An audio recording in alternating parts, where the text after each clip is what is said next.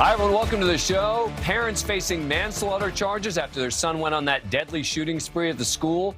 They were not great parents, but I am not so sure they should really be criminally responsible for causing the deaths, as prosecutors claim.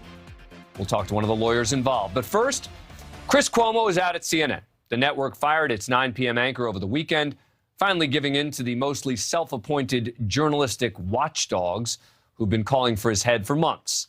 What is stunning is that we still don't really know exactly why Chris Cuomo was fired. Now, I'm not here to defend Chris Cuomo. I will, though, speak up for basic standards that ought to apply to everyone, because I don't even really know what the standards are or were that got him canned. To be clear, I only subject myself to attacks for asking these questions. The right has hated Chris for years. The left hates that he helped his brother respond to sexual harassment allegations. And the left-leaning inside the journalism mafia has been calling for his ouster since the day he interviewed his brother on TV. So this is a no-win situation for those of us who just care about cancel culture and how it can or does or should work. Now, I get why the calls for Cuomo's head grew louder last week following the release of text messages and transcripts by New York State Attorney General Letitia James. The messages showed Chris Cuomo to be heavily involved in the defense of his brother, former Governor Andrew Cuomo, against sexual misconduct allegations, more so than he'd initially let on. But what no one points out is that at the time, his brother Andrew was denying the allegations. There was no Attorney General or Assembly report to refer to. Chris Cuomo was simply relying on his brother's word for what happened and what didn't. But now it seems that it may not have even been those new texts, but an allegation of sexual misconduct against Chris Cuomo himself that apparently pushed CNN over the edge. A yet-to-be-identified former colleague at ABC News came forward apparently last Wednesday through an attorney to inform CNN of her decades-old claims. The attorney was discussing with the network a plan to turn over evidence, but apparently CNN acted before ever seeing that evidence. Remember, this is what the accuser's attorney, Deborah Katz, said on Sunday about her discussions with CNN. She said, on Wednesday, December 1st, 2021, I contacted CNN to report my client's allegations of misconduct against Chris Cuomo. By Friday, I was in discussions with CNN about providing documentary evidence of my client's allegations and making my client available for an interview with CNN's outside counsel. Last night, which was Saturday, CNN acted promptly on my client's complaint and fired Mr. Cuomo. It seems from that like she didn't even turn over the evidence yet. And the woman didn't even speak with CNN's lawyers. CNN just used the accusation from an attorney to end the pressure on them. A CNN spokesperson said this over the weekend. Based on the report we received regarding Chris's conduct with his brother's defense, we had cause to terminate. When new allegations came to us this week, we took them seriously and saw no reason to delay taking immediate action. Look, if the sexual misconduct allegation against Chris Cuomo is investigated and holds up, that would obviously be a serious thing, very different story. But the supporting evidence for the allegation hadn't even been handed over. It just got too hot. As CNN's Brian Stelter said, clearly speaking for the network, it was, quote, death by 1,000 cuts, where there were just so many headaches time and again involving Chris Cuomo. But it really appears he was just doomed from the moment the self-righteous and often hypocritical journalism watchdogs determined that Cuomo should not have helped his brother in any way. Look, I never cared about that much. It's his brother. Everyone knows it's his brother. The big issue here for me, putting aside the sexual harassment allegation, had always been transparency and honesty with the audience. Are they lying to you, the viewers? Are they doing something dishonest? I care if Chris Cuomo or anyone else lied while on a major network. And I figured the CNN investigation would focus on his comments in August, where he said this. I never misled anyone about the information I was delivering or not delivering on this program. I never attacked nor encouraged anyone to attack any woman who came forward. I never made calls to the press about my brother's situation. I never influenced or attempted to control CNN's coverage of my family. Now, some of the texts raise questions about some of those comments, and I've discussed some of those issues before. But this whole Cuomo episode got me thinking about other journalistic scandals involving current hosts who kept their jobs in the face of controversy, and why the journalism mob hasn't come for them too. Like MSNBC's Joy Reid. In the 2000s, on Reid's old blog, she made a series of homophobic statements. Quote, most straight people cringe at the sight of two men kissing. Part of the intrinsic nature of straightness is that the idea of homosexual sex is, well, gross. And does that make me homophobic? Probably. Well, those are just a few examples.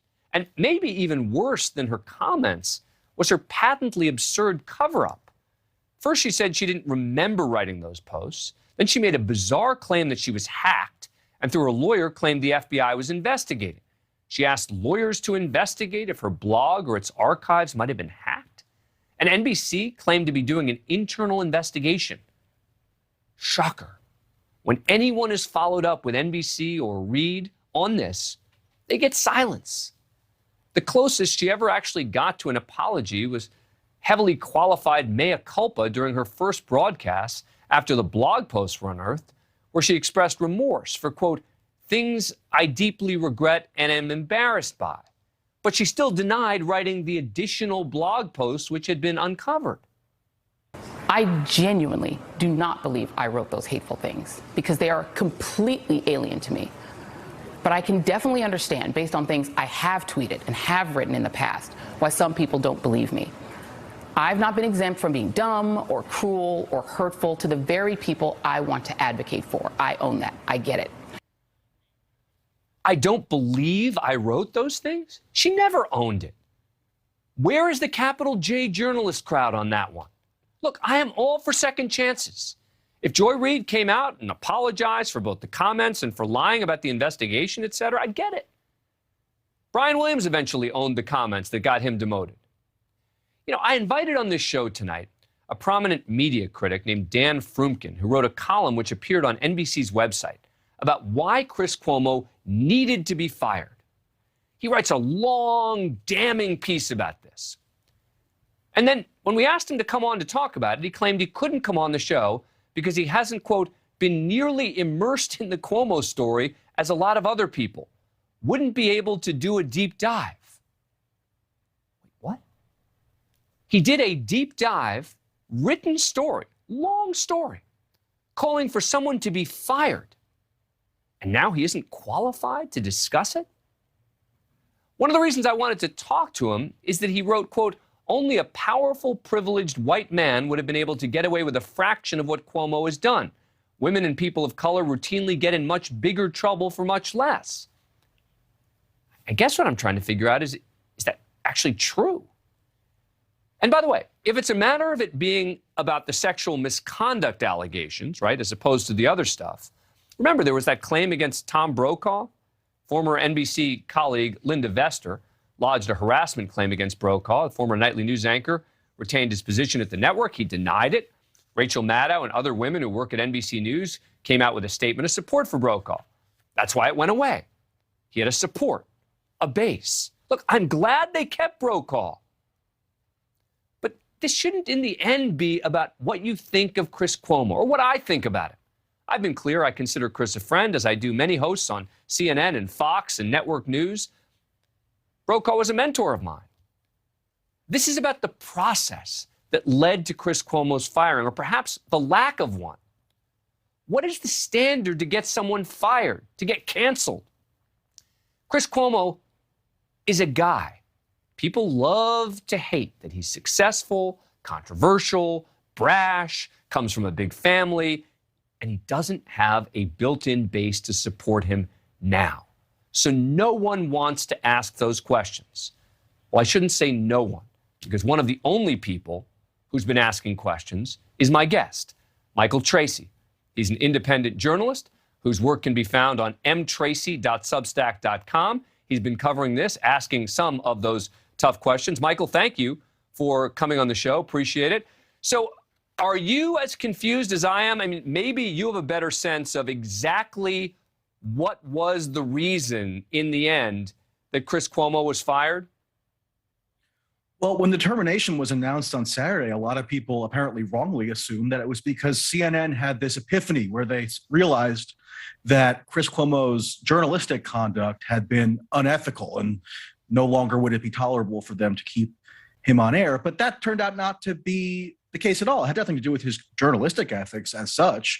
Now we find out that, according to the LA Times, they say the final straw in keeping Cuomo from being fired at CNN was that he had this new misconduct charge lodged against him by a lawyer, Deborah Katz, who, as you mentioned, had been involved in the Andrew Cuomo saga and represented one of the more, I have to say, dubious accusers in that whole investigation. So, I mean, people are saying that CNN has suddenly, had this revelation where, there are now going to be these paragons of journalistic integrity. But as usual, it's just a PR move where they get an excuse to ditch somebody who had been causing them headaches. And they, in doing so, they kind of besmirch him in the process. And we have no idea if this particular misconduct allegation has been credible. There's been nothing put in the public record that, as far as I know, would allow for the public to ascertain whether this is credible or not. But yet they just get rid of him under, again, dubious circumstances. But it seems to me that the minute the entire sort of inside the journalism world mob came after him, he was done, right? I mean, this isn't about the viewers.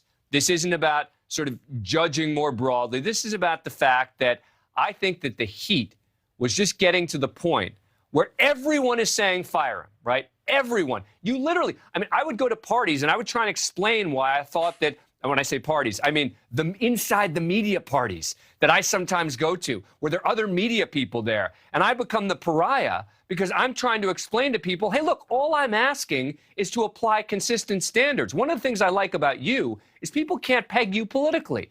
You'll go after whoever, wherever you think that there's hypocrisy. And it just seems to me that the journalism ethics people, weren't judging Chris Cuomo based on sort of the political Chris Cuomo, because they probably align with him on a lot of the politics of it. It's the fact that, they had to claim, and when they did claim that this was some great sin, that the only way to resolve this is to fire him.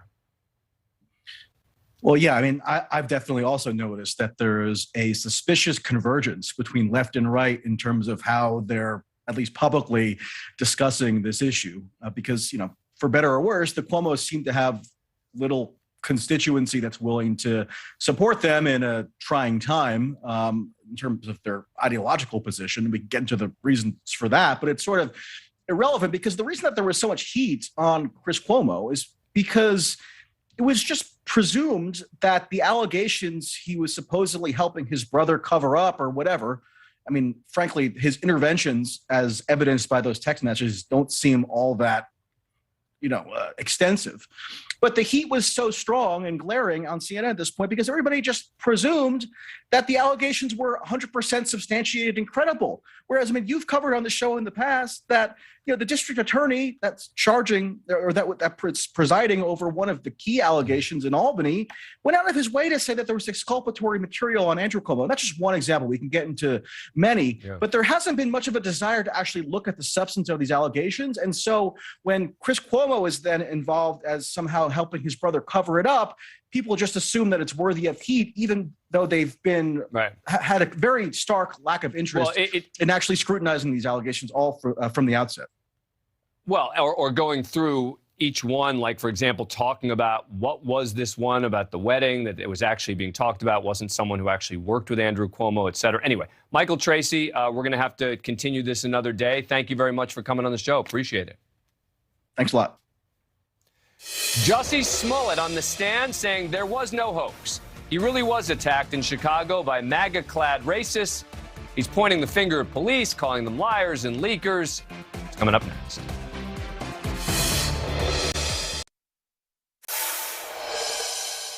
As we are going on the air, actor Jussie Smollett just wrapping up his testimony in the case over the allegedly fake assault he organized in January of 2019. Today was the first jurors heard from Jussie Smollett himself. For more than 3.5 hours, the former Empire star and his attorneys laid out their story of the case, that Smollett was the victim of a hate crime and had nothing to do with its planning. Prosecutors say that Smollett was frustrated because he didn't think the studio behind the show was taking his safety seriously after he received a threatening, racist letter at work. Today, Smollett testified that after the letter was received, the Empire studio arranged for a security detail to take him to and from work, which apparently he felt was unnecessary, saying, "I don't need to be driven around like I'm Miss Daisy." Smollett also said that though he said he saw pale skin under the ski mask of one of his attackers, that was actually just an assumption, saying with the things they had said, I made the assumption they were white. But of course, we now know that Smollett's so-called attackers were not white. In fact, the men involved in the incident were Abimbola and Olembinjo Osundario, two brothers who knew Smollett, testified last week that the money they were paid was actually for the hoax attack and that Smollett wanted the brothers to attack him while wearing red hats to look like supporters of then President Donald Trump. They wanted to put a rope around his neck, pour bleach on him. They say Smollett gave them cash to buy supplies for the fake attack. Smollett claimed he hired Abel Osundario as a personal trainer. He said it was about a music video shoot. He was going to appear shirtless. He wanted to decide to pay $3,500 because it was the same rate he'd paid his previous trainer. According to Smollett, Osundario asked for the money up front. Now, Smollett told jurors how he met Abel at a club during the show's fourth season. Smollett testified that on the night they met, two men smoked some marijuana and did cocaine before renting a private room in a bathhouse and engaged in consensual sexual contact. Smollett said he later developed a friendship with Abel driving around the city, smoking marijuana as part of Smollett's creative process. He also said that the pair returned to the bathhouse to hook up on at least one other occasion. Osundario denies having any sexual relationship with Smollett. Smollett described the attack as being like something out of Looney Tunes. That's something I think everyone can agree on. He told the jury he was walking home after getting a Subway sandwich when someone began shouting racial and homophobic slurs at him. Smollett said he turned around to confront the person when a large man wearing a ski mask quickly walked up and punched him. Earlier in the trial, the jury heard testimony from police that Smollett was uncooperative during the initial investigation, wouldn't hand over his phone or provide a cheek swab for DNA. Now, remember, he also said they were looking for the genetic material on the rope that he said the attackers placed around his neck. They wanted to test for that see if it matched. Today, Smollett said he didn't want to turn over his phone because of private photos and contact information. He cited a text message he received from CNN's Don Lemon saying that the Chicago police didn't believe his story. Smollett testified he didn't immediately call the police because he doesn't trust them. But during cross-examination, he said that there were certain things he did not want to give police based on their line of questioning. Join us again to discuss Law and Crime Network host and attorney Jesse Weber. Jesse, good to have you back. Dan, good to see you. So what did you make of the direct and the cross-examination of Jussie Smollett? I mean, this case is about his testimony. It really is, and this is one of the times that I wish we had cameras in that courtroom to really see it. I will tell you this much, and this might be a shock. I'm usually of the opinion it's not great when a defendant takes a stand. I think this might have benefited him because the first thing that he did was he humanized himself in the mind of the jury. He's been characterized as a fraudster, a liar. And here he said he went through his whole background of how he started, how he became an empire, and the friendship that he developed with the Osundario. I'm not going to say brothers because he had a problem with one of the brothers. And I think there might have been a point where maybe he even convinces one juror, this might be credible. That, there's something here that, he had this friendship with them and they turned on him. They tried to extort him for money. The problem is there's inconsistencies, right? You mentioned in your beginning where he basically said, I don't trust the police. Then why did you call them at first? Something doesn't add up. Why didn't you cooperate in the investigation? Well, something you mentioned I think is really important here, that if Jussie Smollett is found not guilty, could very well be because prosecutors have to prove this case beyond a reasonable doubt. And there could be jurors who say, I don't buy it, but, I don't know, maybe, who knows? And all you need is one to hang the jury, and I could see there being a not guilty verdict, but that doesn't necessarily mean that it didn't happen. Prosecutors tried to make a big deal about the fact that he refused to cooperate. That does seem to me to be a big deal when you're supposedly the victim, right? Calling the police to come, they show up, and then you're like, well, you know what? I'm not going to cooperate. Yeah, he's like, just take my word for it. Right. I kept the noose around my neck. That's what else do you need? Right. But the problem, of course, is he's alleging one of the most serious attacks that can be perpetrated against another human being. Yep. And the idea that you don't want to further the investigation, it just seems odd. And normally you would say, okay, it's not odd, but then when you combine it with him helping to buy the supplies or him trying to do the dry run, he kept being in a position to explain himself. And I have to mention it. The idea of him, this clandestine communications he had with the brother now was over this illegal Nigerian weight loss pill. So anytime he communicated with the brother saying, I have to talk to you on the low, it wasn't to stage an attack. It was because I need this weight loss pill that's illegal in the United States. He had an explanation for every one of these kind of controversial and weird moments. Again, it takes one juror to say, I have no idea what's going on, and would vote that way. Right. I'm still concerned about the fact that the attack supposedly involved, in Chicago, people yelling, this is MAGA country. And Chicago ain't MAGA country. Yeah. So I don't know what these supposed attackers are doing. And, anyway. Jussie, good to see you. Dan, Jussie, not Jussie. Yeah. Please, no comparison. Yeah. Coming up, CNN's media reporter has not had an easy time serving as a spokesperson for the network. I mean, as an objective voice, covering the Chris Cuomo story, which is changed by the day, and, of course, so is his analysis. It's up next.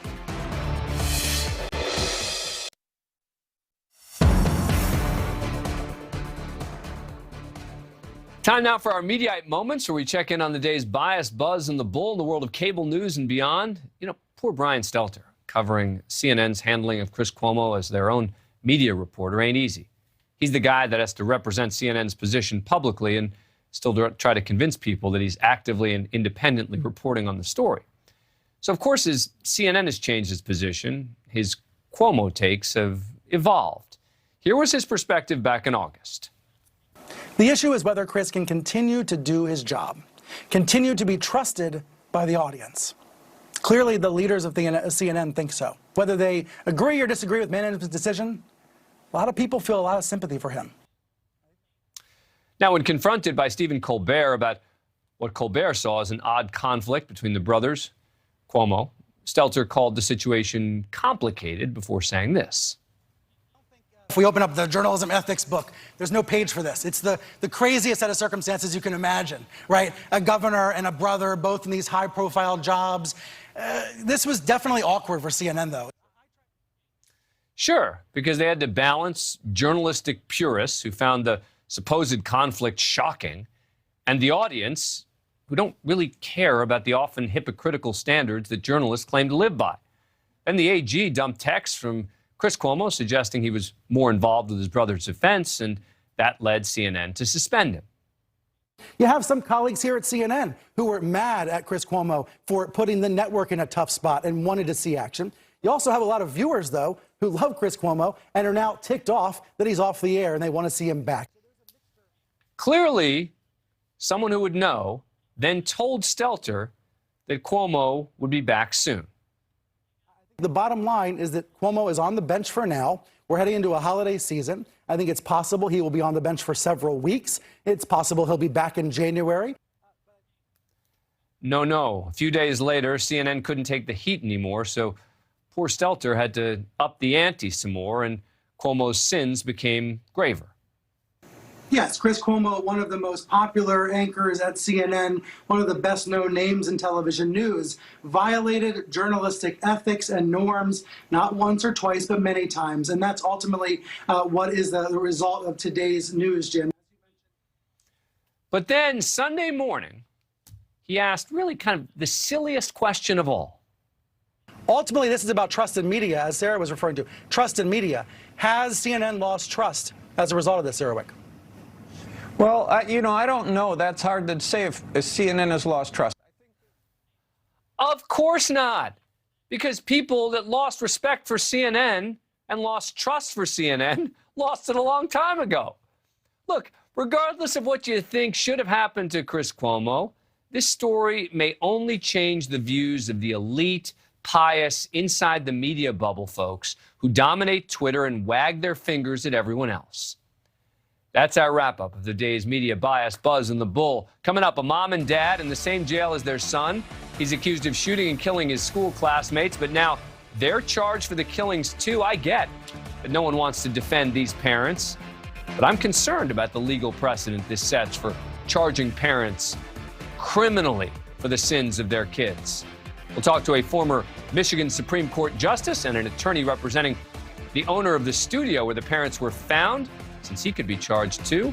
All of that coming up. Some days, you just don't have it. Not my uncle, though. He's taking Trulicity for his type 2 diabetes, and now he's really on his game. Once weekly Trulicity lowers your A1C by helping your body release the insulin it's already making. Most people reached an A1C under 7%. Plus, welcome back. The parents of Ethan Crumbley, the 15-year-old suspect in last week's mass school shooting that killed 4 students and injured 7 more, remain behind bars tonight. James and Jennifer Crumbley are facing multiple involuntary manslaughter counts. They're being charged for literally causing the deaths of those students. They were taken into custody early Saturday morning after a manhunt. This after they failed to turn themselves in and were found apparently hiding in a Detroit warehouse. Now they're denying they were hiding. But the bigger question for me is not, were their actions wrong as parents? Of course they were. But should they also be considered serious crimes? According to Oakland County Prosecutor Karen McDonald, the answer is yes, they broke the law. I want to be really clear that these charges are intended to hold the individuals who contributed to this tragedy accountable and also send a message that gun owners have a responsibility. When they fail to uphold that responsibility, there are serious and criminal consequences. I have tremendous compassion and empathy for parents who have children who are struggling and at risk for whatever reason. And I am by no means saying that an active shooter situation should always result in a criminal prosecution against parents. But the facts of this case are so egregious.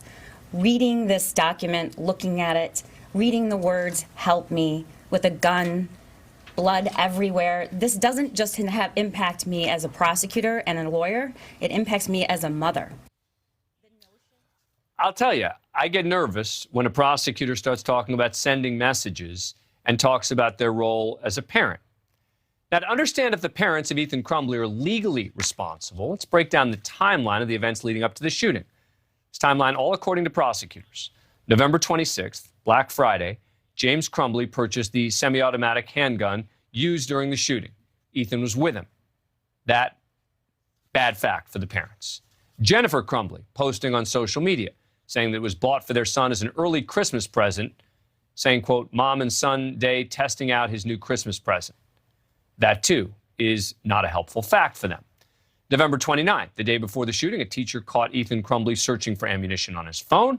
The Crumbley parents were notified, and Jennifer Crumbley texted her son, quote, "LOL, I'm not mad at you. You have to learn not to get caught." And then the day of the attack, a teacher found a disturbing drawing from Ethan. The note contained the following: a drawing of a semi-automatic handgun pointing at the words, quote, "The thoughts won't stop, help me," end quote. In another section of the note was a drawing of a bullet with the following words above that bullet, quote, "Blood everywhere," end quote. Between the drawing of the gun and the bullet is a drawing of a person who appears to have been shot twice and bleeding. Below that figure is a drawing of a laughing emoji. Further down the drawing are the words, quote, "My life is useless," end quote. And to the right of that are the words, quote, "The world is dead." Both parents called the school and shown the drawings, but according to prosecutors, they never searched their son's backpack or told the school that their son had access to a gun. They were adamant that Ethan be allowed to stay at school, which he later would be. This is all bad for the parents and the school. Now, once the news of the shooting broke, Jennifer Crumbley texted her son, quote, "Ethan, don't do it." James Crumbley called 911 saying a gun was missing from his house and that his son might be the shooter. The prosecutors saying that Michigan school officials could also be held responsible. Is it possible that school officials could face charges? It's possible, yes. Look, I get that we want some adults to pay a price for this horrific crime. But notice what prosecutors did not allege: a violation of any gun laws. It's just that they were negligent parents.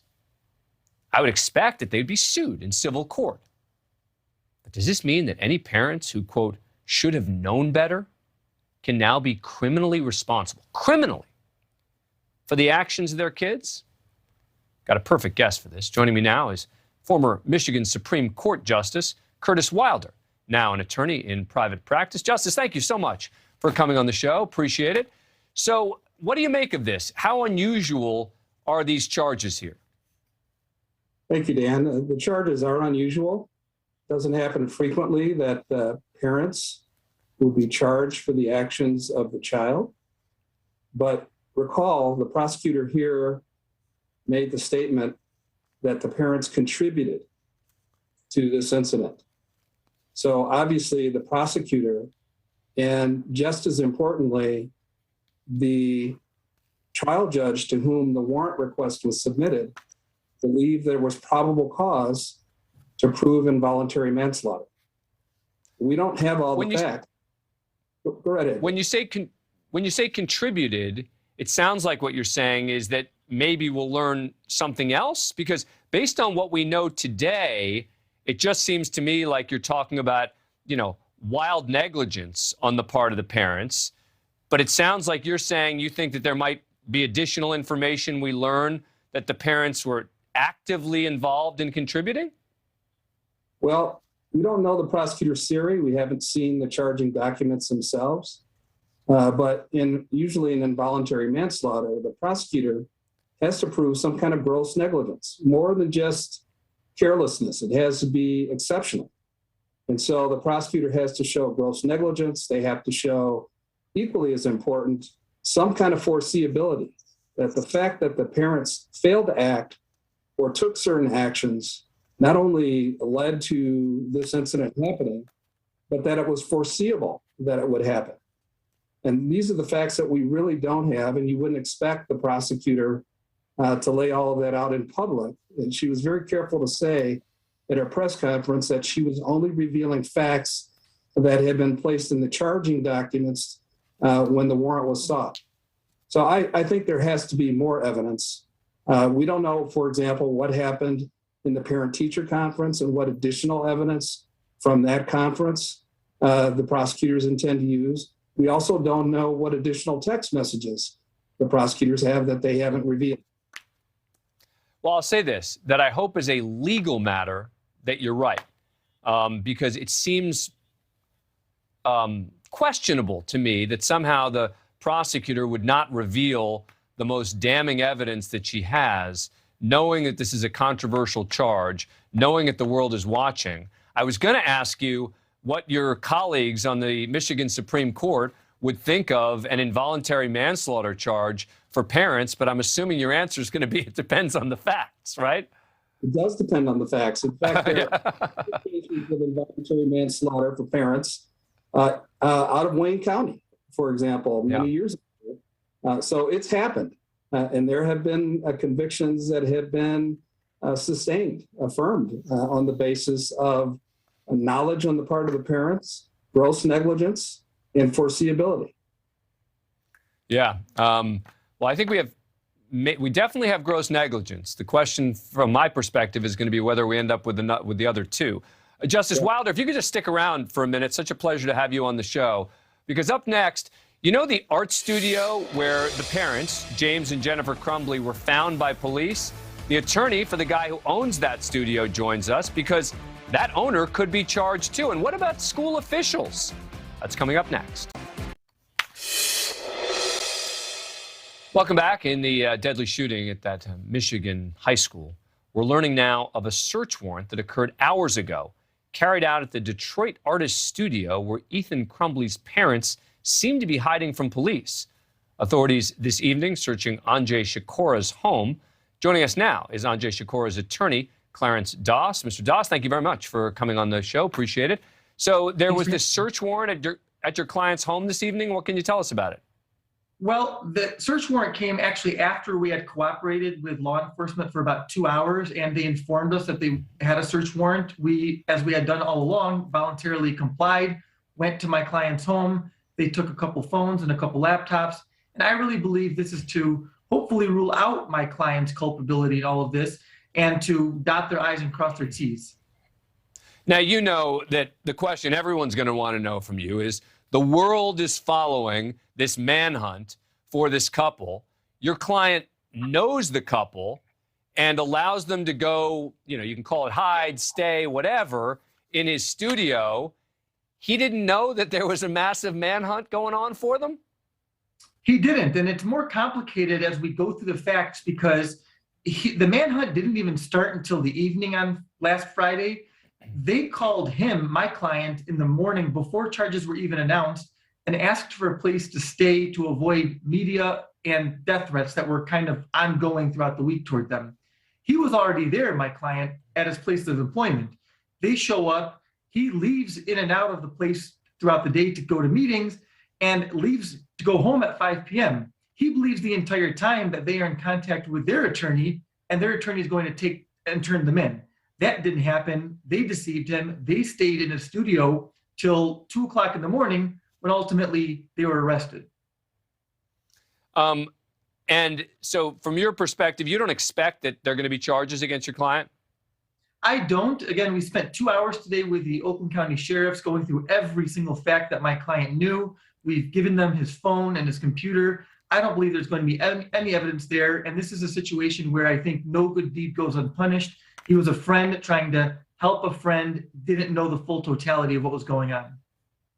Finally, I got to ask you, just sort of as an analyst, what do you make about the school officials here? It sounds like the authorities may end up charging school officials. You're an attorney there in Michigan. Do you think that based on what you've seen, based on what you've heard, based on the facts, that that's likely? Well, Dan, I watched your earlier segment, and I agree with you that it's going to be difficult to not only prove against the parents, setting a new precedent, but against the school. The school may have learned information about Ethan Crumbley. We don't know the extent of what that is, but I think when you start delving into people who have no relationship to the student other than being employees at a school, administrators, I think it's a slippery slope. But if there is evidence that people did know of a threat, did not do something about it, I think charges would be would happen in that case. Clarence Doss, thank you very much for joining us. Really appreciate it. I'm going to just add something for all of you who are going to listen to the show regularly, and that is you are going to hear me on this show distinguishing between wrong and criminal because they aren't the same thing. And I'm not going to do it based on favor or politics or anything, but it's an important distinction. And we've got to be able to focus on it in all sorts of cases. Wrong doesn't necessarily mean criminal. We'll see in this case. Traffic stop coming up leads to a chase, ends with officers surrounding a truck when the man inside starts firing, kills a deputy, and more. More of this dramatic video when we come back.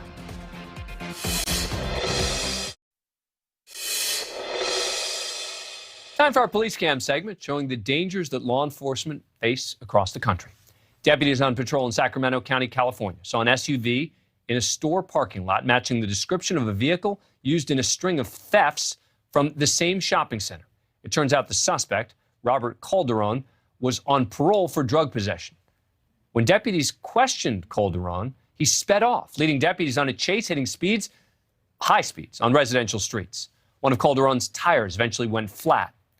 Then deputies tried a pit maneuver, but the suspect kept driving into another parking lot where the chase finally ended.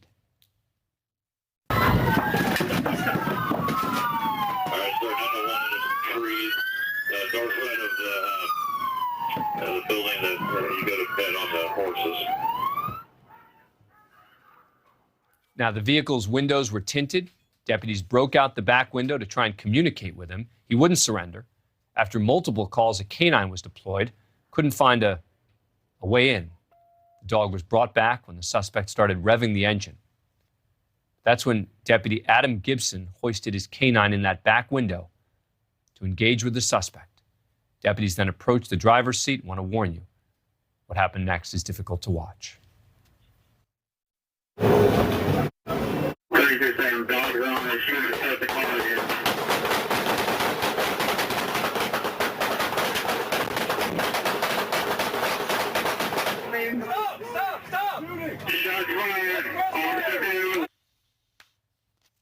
Calderon fired 9 rounds at point-blank range with a semi-automatic pistol that had an extended magazine.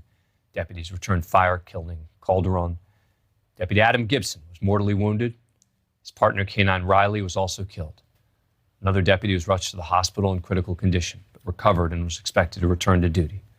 Deputy Gibson had been with the Sheriff's Department for 6 years. He was a Marine Corps veteran who served 2 tours of duty in Afghanistan. K-9 Riley had been with the Sheriff's Department for 3 years. Gibson left behind a wife and a daughter who's nearly 2 years old. The nonprofit Tunnels to Towers Foundation paid off the family's mortgage to help his family and honor his sacrifice. Joining us now, Sean Stix Larkin, retired Tulsa police lieutenant.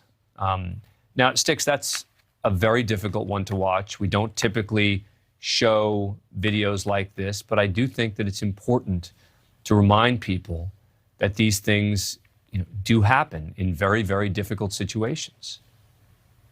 Yeah, absolutely, Dan. You're spot on. Being a police officer is a very complex job. Looking at this from kind of a tactical standpoint, or even, my years as a supervisor monitoring pursuits, these guys did everything right. You got proactive sheriff's deputies that see a vehicle that they know is connected to a series of thefts. The guy states he's not on parole. They find out he's actually on parole, and that's when the pursuit started. They had the helicopter. They tried a pit maneuver. At the end of the stop, something that honestly makes me cringe at times is seeing officers immediately charge the car. The guys didn't do that. They stayed back behind ballistic cover. They tried to make contact with him to get him to surrender peacefully. They tried less lethal. They had to introduce a dog, and you still have this horrific result with the deputy dead, another deputy shot, the suspect dead, as well as the K-9. Yeah, and you mentioned that this started because the suspect was on parole. Suspect had already put deputies and civilians in danger. So they knew that there was a real danger here. And I'm glad to hear you say that you think that they handled things well, because you don't always feel that way when we're watching some of these videos. So I think that's very important. Yeah, absolutely. Our time on Live PD, you and I would talk about things like this after the show, and there were times I saw tactics that I didn't think were the best. I myself, throughout my career, have done things that I know I could have done better. But just kind of watching the videos on this from both the police helicopter, the dash cam videos, these deputies went about it the right way, and it still had a horrific ending. Sean, thank you. I just want to say again, Deputy Adam Gibson and K-9 to K-9 Riley. Boy, this is a tough one to have watched. To the family of Deputy Gibson, my thoughts and prayers are with you. That's all the time we have for tonight. Thanks for watching. Thank you for watching. Click the red subscribe button below so you can get more of NewsNation's fact-driven, unbiased coverage.